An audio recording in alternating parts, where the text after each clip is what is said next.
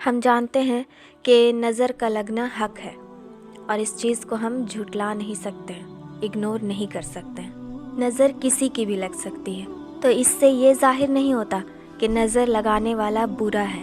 ابن ماجہ کی روایت ہے، ایک بار سہیل رضی اللہ تعالیٰ عنہ نہا رہے تھے، وہاں پر سے عامر رضی اللہ تعالیٰ عنہ کا گزر ہوا، تو عامر رضی اللہ تعالیٰ عنہ نے انہیں نہاتے ہوئے دیکھ لیا۔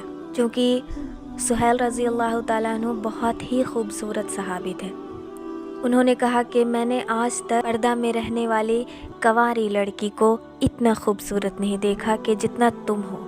یہ بول کر عامر رضی اللہ تعالیٰ عنہ وہاں سے چلے گئے۔ یہ سن کر سہیل رضی اللہ تعالیٰ عنہ تھوڑی ہی دیر میں چکرا کر گر گئے، تو وہاں پہ جو موجود صحابہ لوگ تھے انہوں نے اٹھا کر رسول اللہ صلی اللہ علیہ وسلم کے پاس لے گئے اور کہا کہ سہیل رضی اللہ تعالیٰ عنہ کی خبر لیجئے جو چکرا کر گر پڑے ہیں۔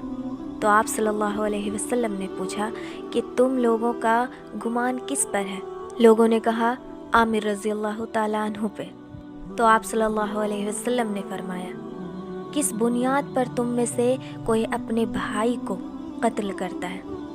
جب تم میں سے کوئی شخص اپنے بھائی کی کسی ایسی چیز کو دیکھے جو اسے اس کے دل کو بھا جائے تو اس کے لیے برکت کی دعا کرنی چاہیے۔ پھر آپ صلی اللہ علیہ وسلم نے پانی منگوایا اور عامر رضی اللہ تعالیٰ عنہ کو حکم دیا کہ وضو کریں، تو انہوں نے وضو کیا اور کمر سے نیچے پانی ڈالا، اور وہ وضو کا پانی اور کمر سے نیچے جس پانی سے عامر رضی اللہ تعالیٰ عنہ نے دھویا وہ پانی جمع کر کے آپ صلی اللہ علیہ وسلم نے اس پانی کو سہیل رضی اللہ تعالیٰ عنہ کے سر کے پچھلے حصے میں پانی ڈالنے کا حکم دیا۔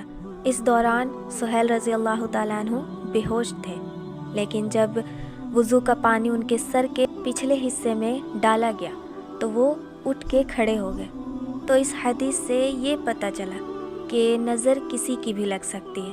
یہاں تو صحابہ کی بات تھی، ایک صحابہ کو دوسرے صحابہ کی نظر لگ گئی، اور اس سے یہ بات بھی پتہ چلی کہ کسی کو دیکھو تو اس کے لیے برکت کی دعا کرو، اس سے نظر نہیں لگے گی انشاءاللہ۔ اللہ ہم سب کو نظر بد سے بچائے، آمین۔ اگر آپ کو یہ ویڈیو پسند آئے تو اپنے سوشل میڈیا نیٹ ورکس پر لازمی شیئر کریں اور چینل کو سبسکرائب کر کے بیل آئیکن